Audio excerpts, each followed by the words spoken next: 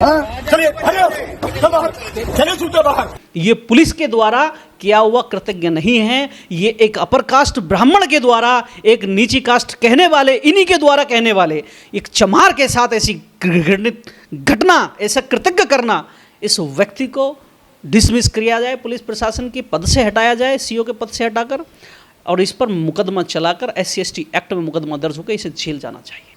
आपने इन सतेंद्र तिवारी जी को बर्खास्त क्यों नहीं किया?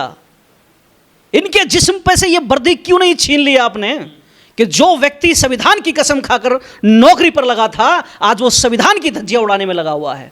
आज वो एक विशेष जाति के व्यक्ति के साथ जातीय व्यवहार कर रहा है, पुलिस का व्यवहार नहीं, जातीय व्यवहार कर रहा है। वो धक्के मारते समय ये कह रहा है तेरी औकात कैसे हो गई ये सब करने की।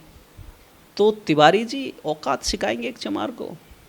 अगर आपको तिवारी ही बने रहना है सीओ के बजाय, तो आपको चाहिए कि वर्दी उतार के रख दें और जाए मंदिर में अपना घंटा बजाएं।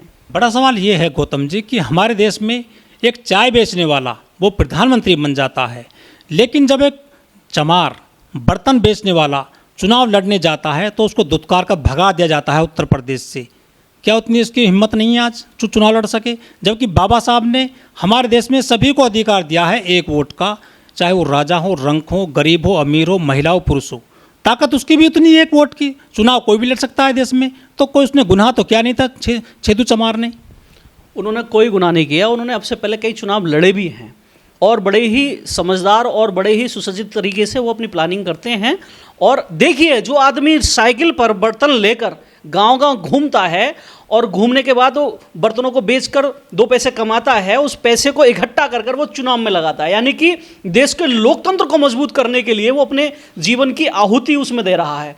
ये कितने अपने आप में बड़ी बात है। खून पसीने की कमाई है, खून पसीने की एक नंबर की कमाई है। जो उसके बच्चों के पेट को, अपने परिवार को चलाने के लिए वो ठठेरे का काम करने वाला व्यक्ति है, वो उस पैसे से में से भी उनके बच्चों का पेट काट कर इस लोकतंत्र को मजबूत करने के लिए, दबंगों को ये दिखाने के लिए, अगर तुम 1000 करोड़ के मालिक हो या तुम ऊंची कास्ट के मालिक हो और मूंछों में ताव देकर चुनाव लड़ना जानते हो, बड़े बड़े डीजे और बड़े बड़े ढोल नगाड़े के साथ आप पर्चे भरने जाते हो, तो मेरे साथ बेशक डीजे ना हो, मेरे साथ बेशक ढोल नगाड़े ना हो, लेकिन मैं अकेला ही काफ़ी हूं। क्योंकि उनके गले के अंदर हमने देखा कि वो एक ताशा बजा रहे थे, जिसे हम डबली भी कहते हैं, उसे वो बजा रहे थे। उनके पास कोई साउंड नहीं था स्पेशल, उनके साथ कोई डीजे नहीं था, कोई ढोल वाला नहीं था, उनके साथ विशेष भीड़ भी नहीं थी कि अगर हम ये कहें कि उन्होंने आचार संहिता का उल्लंघन किया। उन्होंने कोई उल्लंघन नहीं किया। उल्लंघन अगर किसी ने किया तो सीओ ने अपनी मान मर्यादा का उल्लंघन किया, पुलिस की गाइडलाइन का उल्लंघन किया। एक प्रत्याशी के साथ ऐसा अमानवीय व्यवहार ये बर्दाश्त के बाहर है। हम उत्तर प्रदेश के मुख्यमंत्री जी से कहना चाहते हैं कि जितनी जल्दी हो सके इन सीओ साहब को सीओ की कुर्सी से छोड़कर इनकी वर्दी उतारकर और इन्हें पंडिताई के काम पर लगा दो। ये पुलिस में काम करने योग्य व्यक्ति नहीं है। नमस्कार, मैं उमदेव। आज हम हैं गाजियाबाद में, हमारे साथ हैं मुकेश गौतम जी। मुकेश गौतम जी राष्ट्रीय परिवर्तन शक्ति संगठन चलाते हैं, उसके संस्थापक हैं। मुकेश गौतम जी, ये जो पूरा वायरल हो रहा है वीडियो छेदू चमार का, आपने भी देखा होगा, क्या सोचते हैं उस वीडियो को लेकर आप? मैं उसे देखता हूं कि वो दरअसल में एक प्रत्याशी के साथ एक पुलिस ने किया हुआ ऐसा काम मेरी नज़र में नहीं है।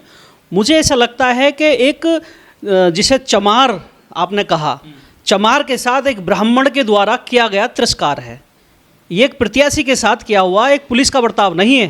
क्योंकि हम जब उसमें बर्ताव को देख रहे हैं तो एक पुलिसकर्मी कभी भी अपनी हदों को पार करके आगे नहीं बढ़ता, लेकिन उसके अंदर उन्होंने अपनी पंडिताई को, अपने ब्राह्मणवाद को पूरी तरीके से वहाँ दिखाया कि तू एक चमार है, तेरी औकात क्या है कि तू यहाँ पर डबली बजाएगा और तू चुनाव लड़ेगा, तेरी औकात कैसे हो गई, निकल यहाँ से, धक्के मारे गए। ये अपने आप में शर्मनाक है। योगी जी को चाहिए, प्रधानमंत्री जी को चाहिए कि स्वयं संज्ञान लें, क्योंकि 2016 के अपने व्याख्यान पर उन्हें ध्यान देना चाहिए कि 16 के व्याख्यान में एक सभा के दौरान देश के प्रधानमंत्री ने कहा था कि मैं देश के उन दबंगों को ये कहना चाहता हूं कि मेरे दलित भाइयों का शोषण मत करो, उनके साथ अत्याचार मत करो, तुम मेरे साथ अत्याचार कर लो। मैं तुमसे निवेदन करता हूं कि मेरे भाइयों के साथ मारपीट मत करो, इन्हें घोड़ी से मत उतारो, इन्हें नलों से पानी भरने से मत रोको, ये उन्होंने कहा था। लेकिन अभी तक मेरे हिसाब से 1 हफ्ता बीत चुका है इस घटना को, ना ही तो प्रदेश के मुख्यमंत्री योगी आदित्यनाथ जी ने अभी तक इस पर कोई संज्ञान लिया है, और ना ही देश के प्रधानमंत्री जो अपने आप को दलित हितैषी कहते हैं, जो कहते हैं दलित मेरे भाई हैं, दलित मेरा परिवार है, अगर ऐसी बातें करते हैं तो लेकिन अभी तो इस पे कोई कार्रवाई नहीं हुई है। क्या सत्येंद्र तिवारी ने यूपीएससी का एग्जाम पास नहीं किया? क्या उन्होंने संविधान नहीं पढ़ा? क्या उनको जो है कानून की जानकारी नहीं है? जो इस तरह से उन्होंने दुत्कारा छेदू चमार को, उन्होंने जो है निर्वाचन कार्यालय से बाहर निकाल दिया, ये जातीय उत्पीड़न है या कानून का उल्लंघन मानते हैं आप? मैं इसे जातीय उत्पीड़न मानता हूं। कानून का उल्लंघन छेदू चमार ने कुछ नहीं किया। मुझे बताएं क्या उल्लंघन किया? जो आदमी डीजे लेकर आ रहा है, जो आदमी ढोल नगाड़े लेकर आ रहा है, क्या वो उल्लंघन नहीं कर रहा? वो साउंड वायलेंस नहीं कर रहा है? लेकिन वो व्यक्ति अपने गले में ताशा लेकर खुद बजा रहा है। उसने कौन सा क्या कर दिया? उसके साथ कौन से 1000 लोग की भीड़ थी? अरे 2-4 लोग उसके साथ थे। वो कानून के दायरे में रहकर ये काम कर रहा था। उसने कोई गुनाह नहीं किया। गुनाह किया है तो सीओ साहब ने किया है, और सीओ को डिसमिस किया जाए, नौकरी से घर बैठा दिया जाए और उन्हें बता दिया जाए कि आप पंडिताई करें, आप नौकरी के योग्य नहीं हैं। अगर आपने यूपीएससी क्लियर की है तो आपने संविधान का फंडामेंटल राइट्स को नहीं पढ़ा। अगर पढ़ा है तो आप उसकी मान मर्यादा को तार तार करने में लगे हुए हैं। आप भूल गए हैं कि आप एक पुलिस प्रशासन के ऐसे जिम्मेदार पद पर हैं कि जहां पर आपकी जाति मायने नहीं रखती। आप किसी को जाति देखकर प्रताड़ित नहीं कर सकते। आपको इंसाफ देना पड़ेगा। आपको संविधान को ध्यान में रखकर अपनी कानूनी प्रक्रियाएं करनी पड़ेंगी। लेकिन आप कानून को मानते नहीं। आप जाति को मानने वाले, जाति का निर्माण करने वाले लोग हैं। इसलिए आप पुलिस पद में पहले आप विशेष जाति के व्यक्ति हैं, इसलिए तुम्हें विशेष जाति का ही काम करना चाहिए। लेकिन मोदी सरकार, बीजेपी सरकार चल रही है देश में, वो नारा देते हैं कि सबका साथ, सबका विकास, सबका विश्वास। तो उनके इस विकास में एक दलित, एक चमार नामांकन नहीं कर सकता। ये कैसा विकास देखते हैं आप देश में?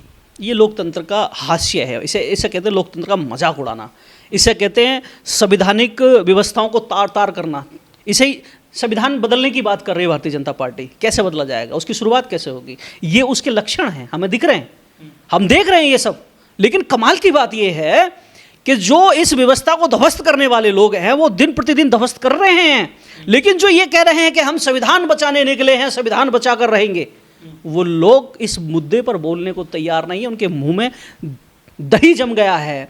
चाहे जितने भी दलित चिंतक हैं, चाहे बहुजन चिंतक अपने आप को कहने वाले लोग हैं, चाहे इन चूड़े चमारों की वोट लेने वाले व्यक्ति हैं, या इन बहुजनों की वोट लेने वाले व्यक्ति हैं जो 5 साल के बाद बिल में से निकलते हैं और इनकी वोट लेने के लिए इनके अपना हमदर्द बनते हैं और बड़ी बड़ी बातें करते हैं इनकी वोट लेने के लिए, इरादे करते हैं, लेकिन ये वोट देते भी हैं।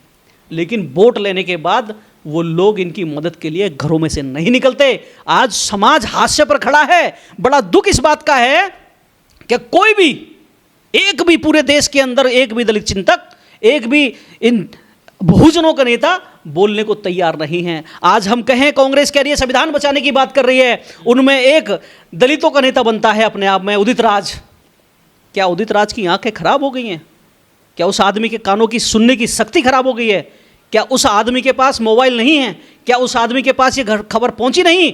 क्या वो आदमी आज दलितों का ना होकर आज वो कांग्रेस का नेता स्थापित हो गया है? क्योंकि इन लोगों को जब इनकी कमर पे चोट लगती है तो इन्हें लगता है कि दलित पिट रहा है, और जब ये सुकून में बैठे होते हैं एसीओ के अंदर तो इन्हें नहीं लगता कि किसी दलित के ऊपर, किसी चमार के ऊपर, किसी वाल्मीकि के ऊपर अत्याचार हो रहा है। मुझे लगता है कि भारतीय जनता पार्टी और भारतीय जनता पार्टी के लोगों से पहले इन लोगों का बहिष्कार समाज को करना चाहिए, क्योंकि जिन लोगों ने संविधान को बदलने की कसम खाई है वो अपना काम पूरी ईमानदारी से कर रहे हैं, संविधान बदलने के लिए दिनों रात मेहनत कर रहे हैं। लेकिन जो लोग संविधान बचाने के लिए निकले हैं वो निहायत निकम्मे, कामचोर, बेकार और बकवास करने वाले लोग हैं।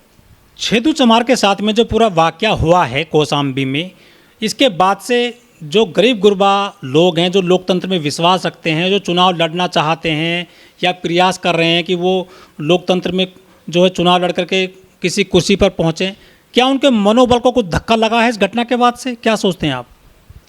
मैं उन सभी संविधान में आस्था रखने वाले लोगों से, छेदू चमार के साथ राष्ट्रीय परिवर्तन शक्ति की संवेदनाएं हैं, और अगर हम सरकार से मांग करते हैं, अगर सरकार ने इस पर समय रहते अगर इस पर संज्ञान नहीं लिया तो हम राष्ट्रीय परिवर्तन शक्ति के बैनर तले बहुत बड़ा आंदोलन करेंगे। जो भी इस भारत के अंदर करीबन 70 करोड़ दलित समाज रहता है, उस 70 करोड़ में से हम दावे के साथ कहते हैं कि अगर हमने कॉल की तो हम ज़्यादा भी नहीं तो कम से कम 5 करोड़ लोगों को इकट्ठा करने की ताकत रखते हैं।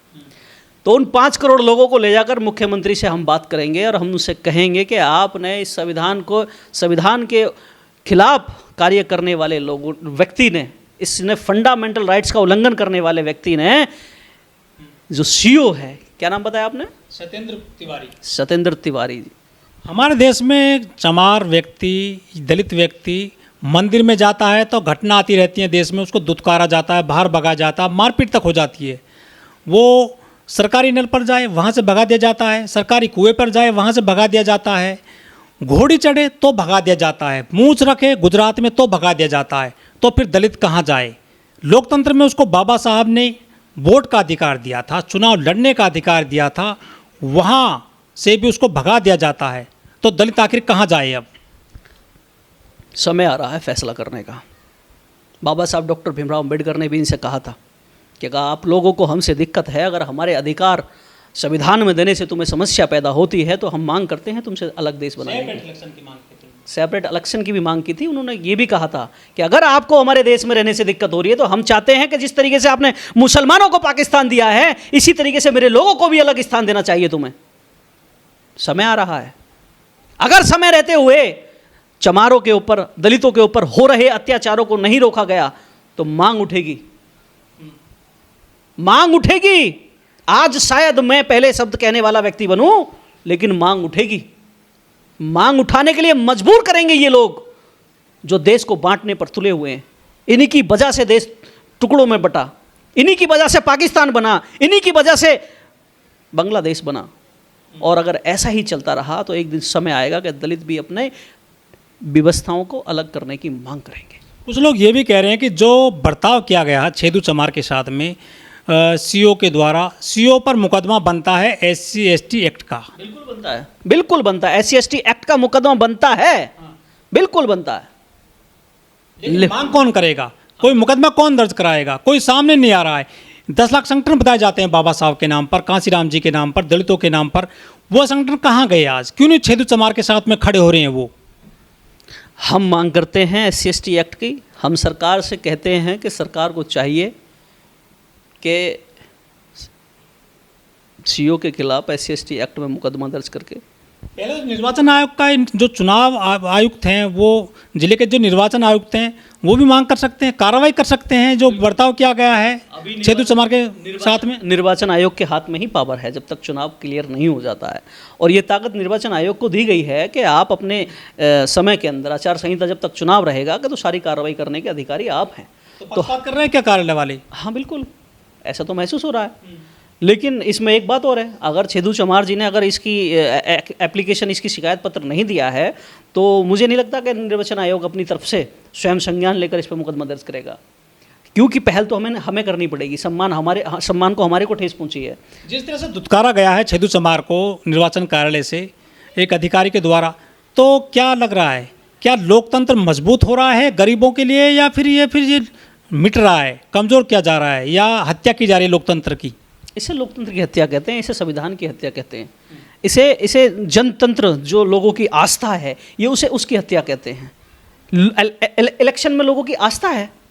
लोग किस लिए एक उत्सव के रूप में हम इलेक्शन के रूप में मनाते हैं इसे, और लोग अपने काम धंधे छोड़कर नहा धो के बहुत अच्छी तरीके से मेंटेन होकर वोट डालने जाते हैं। ये उत्सव होता है, एक हमारा त्यौहार होता है लोकतंत्र का।